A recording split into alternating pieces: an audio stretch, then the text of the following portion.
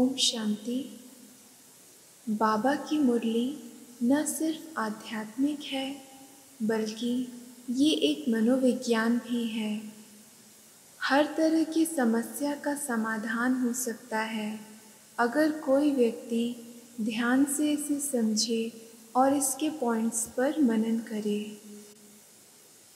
बाबा कहते हैं, प्रेम स्वरूप बच्चे, ज्ञान सहित प्रेम जो होता है वही यथार्थ प्रेम होता है।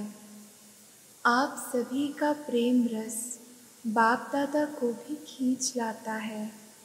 कई बच्चों ने संदेश भेजा कि आप हमें भी अपने अव्यक्त वतन का अनुभव कराओ, लेकिन दिव्य बुद्धि के आधार पर जो अब अलौकिक अनुभव कर सकते हो वह दिव्य दृष्टि द्वारा करने से भी बहुत लाभदायक, अलौकिक और अनोखा है।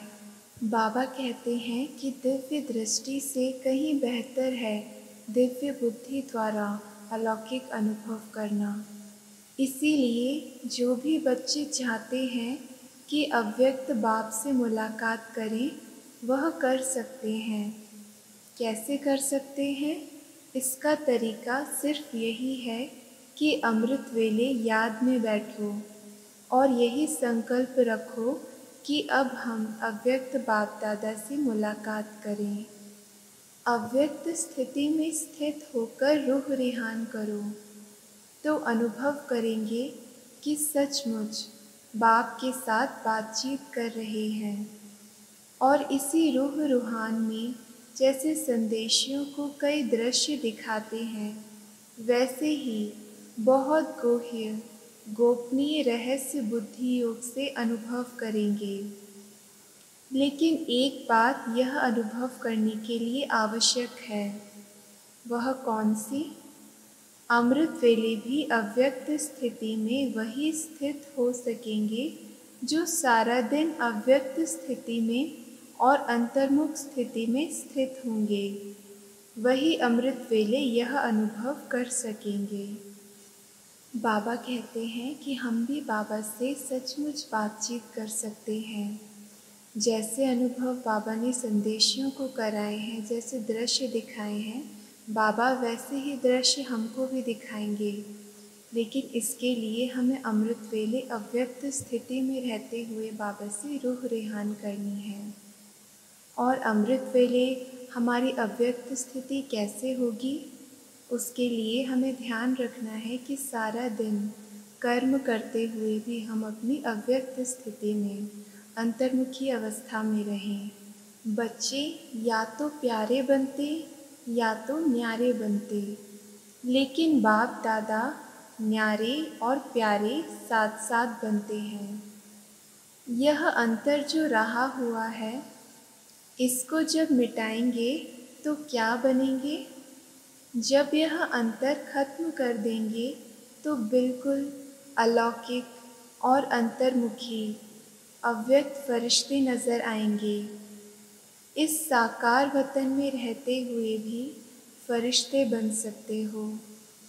कई बच्चे मूंझते हैं कि साकार द्वारा तो यह कहा कि सूक्ष्म वतन है ही नहीं, तो बाबा कहाँ गए?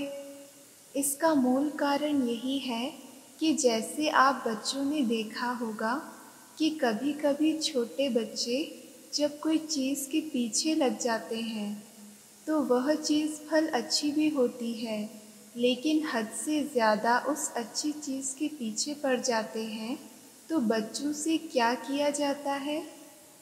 वह चीज़ उनकी आँखों से छिपाकर यह कहा जाता है कि है ही नहीं। इसी रीति से वर्तमान समय कई बच्चे इन्हीं बातों में कुछ चटक गए थे, तो उनको छुड़ाने के लिए साकार में कहते थे कि यह सूक्ष्म वतन है ही नहीं, लेकिन सूक्ष्म वतन है। अल्पकाल के बजाय सदा अपने को सूक्ष्म वतनवासी क्यों नहीं बनाते? और सूक्ष्म वतनवासी बनने से ही बहुत वंडरफुल अनुभव करेंगे। खुद आप लोग वर्णन करेंगे कि यह अनुभव और संदेशियों के अनुभव में कितना फर्क है। वह कमाई नहीं, यह कमाई भी है और अनुभव भी है। सूक्ष्म वतनवासी यानी कि अव्यक्त स्थिति में स्थित होने से न सिर्फ हमें अनुभव होंगे बल्कि भविष्य के लिए कमाई भी होगी। कई बच्चों के मन में यह भी प्रश्न है कि नामालूम जो बाप दादा कहते थे कि सभी को साथ में ले जाएंगे, अब वह तो चले गए, लेकिन वह चले गए हैं, मुक्ति धाम में जा नहीं सकते सिवाय बारात व बच्चों के। जब बारात ही सज रही है तो अकेले कैसे जाएंगे? अभी तो सूक्ष्म वतन में ही अव्यक्त रूप से स्थापना का कार्य चलता रहेगा। जब तक स्थापना का कार्य समाप्त नहीं हुआ है, तब तक बिना कार्य सफल किए हुए घर नहीं लौटेंगे। साथ चलेंगे और साथ रहेंगे और फिर साथ साथ ही सृष्टि पर आएंगे। कईयों के मन में यह भी है कि नामालूम जन्म होगा व क्या होगा। जन्म होगा, जैसे आपकी मम्मा का जन्म हुआ वैसे होगा। अभी आप सबके साथ ही अव्यक्त रूप से स्थापना के कार्य में लगे रहेंगे।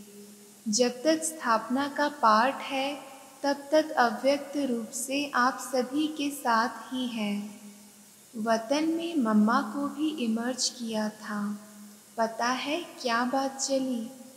जैसे साकार रूप में साकार वतन में मम्मा बोलती थी कि बाबा आप बैठे रहिए, हम सभी काम कर लेंगे। इसी ही रीति से वतन में भी यही कहा कि हम सभी कार्य स्थापना के जो करने हैं वह करेंगे। आप बच्चों के साथ ही बच्चों को बहलाते रहिए। ऐसे ही साकार में कहती थी। वही वतन में रूह रूहान चली। आप सभी के मन में तो होगा ही कि हमारी मम्मा कहाँ गई। अभी यह राज इस समय स्पष्ट करने का नहीं है। कुछ समय के बाद सुनाएंगे कि वह कहाँ और क्या कर रही है। स्थापना के कार्य में भी मददगार है, लेकिन भिन्न नाम रूप से। याद हर एक की पहुँचती है, उसका रिस्पॉन्ड लेने के लिए अवस्था चाहिए। रिस्पॉन्ड फौरन मिलता है। जैसे साकार में बच्चे बाबा कहते थे तो बच्चों को रिस्पॉन्ड मिलता था, तो रिस्पॉन्ड अब भी फौरन मिलता है, लेकिन बीच में व्यक्त भाव को छोड़ना पड़ेगा, तब ही उस रिस्पॉन्ड को सुन सकेंगे।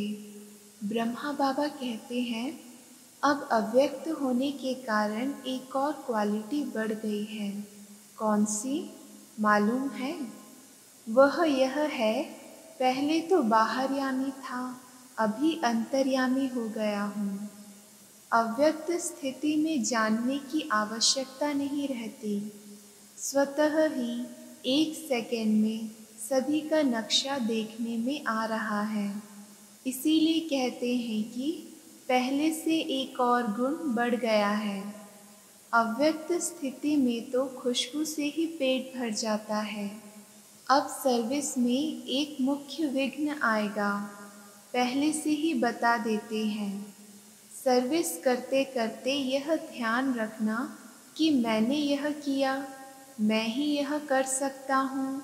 यह मैंपन आना, इसको ही कहा जाता है ज्ञान का अभिमान, बुद्धि का अभिमान, सर्विस का अभिमान।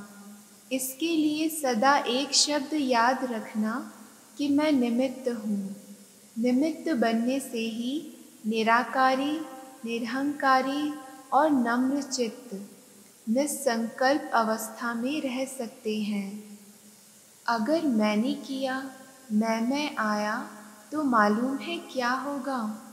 जैसे निमित्त बनने से निराकारी, निरहंकारी, निरसंकल्प स्थिति होती है, वैसे ही मैं आने से मगरूरी, मुरझाइश, मायूसी आ जाएगी। उसकी रिजल्ट यही होती है कि चलते चलते जीते हुए भी मर जाते हैं। अब तो ज्वाला रूप होना है, आपका ही ज्वाला रूप का यादगार है।